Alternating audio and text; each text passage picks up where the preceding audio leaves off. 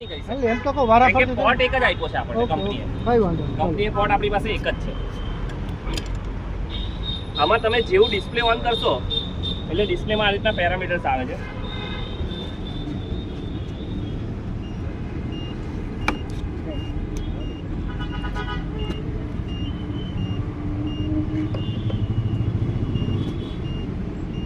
આમાં 8 કિલોહર્ટ્ઝ થી સ્ટાર્ટ થાય. એમાં આપણે વેલ્યુ સેટ કરવાની છે, પણ વેરિયેબલ વેલ્યુ નથી. એ વેલ્યુ આપણને સેટ કરીને જ આપેલી છે. કાં તો 8 યુઝ કરો, કાં તો 33 યુઝ કરો. 33 કિલોહર્ટ્ઝ.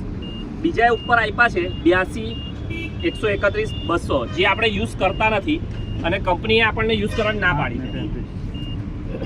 એનું કારણ એ છે કે કંપની એવું કહે છે કે તમે 8 અને 33 સિવાય કોઈ યુઝ કરશો ને તો બીજી બધી યુટિલિટી બી પકડાશે. અને ખરેખર આપણે જે કેબલ આપણો રૂટ ટ્રેસ કરવો છે એની જગ્યાએ ખોટો રૂટ ટ્રેસ થશે, કાં તો બીજું કઈ રૂટ ટ્રેસ થશે અને પ્રોપર રૂટ ટ્રેસ થશે.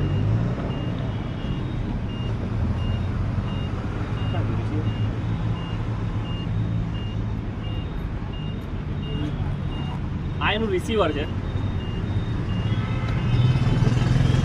એનું ડિસ્પ્લે તમે ઓન કરશો ને એટલે આ જ પેરામીટર આની અંદર આવશે. જો અહીંયા 33 છે, તમે અહીંયાથી બી પેરામીટર્સ બદલશો. 82 છે, 118 છે, એ આપણને કોઈ જ કામ નથી ને આપણે આજ સુધી યુઝ કર્યું બી નથી ને કરતા પણ નથી. 8 તો 33, 8 કાં તો 33 આ રેડિયો ફ્રીક્વન્સી મોડ 8 અને 33 બે કેમ એમ? એમાં એવું છે કે 8 અને 33 આપણો 11 ને 22 કેવી કેબલ છે. હવે સપોઝ આપણે હેવી યુઝ કરીએ તો બીજી કોઈ યુટિલિટી બી પકડાય. બીજી લાઈનો જેટલા હેવી કિલોહર્ટ્ઝ પર જઈશું ને તો બીજી યુટિલિટી બી પકડાશે. કોઈ યુટિલિટી અલગથી યુઝ કરતું હશે તો એ યુટિલિટી બી પકડાશે. આ કિલોહર્ટ્ઝ વધારવાથી રેન્જ વધી જાય એવું થાય? ના, એવું નથી હોતું. કિલોહર્ટ્ઝ વધારવાથી રેન્જ નહીં વધે. આનો આઉટપુટ ટ્રેસ કરવાની રેન્જ વધે એમ કે પૂછ્યું? ના, ટ્રેસ કરવાની રેન્જ નહીં વધે. મેં 33 પર તત્તન 4 કિલોમીટર એટલે હું મારી લંબાઈ છે.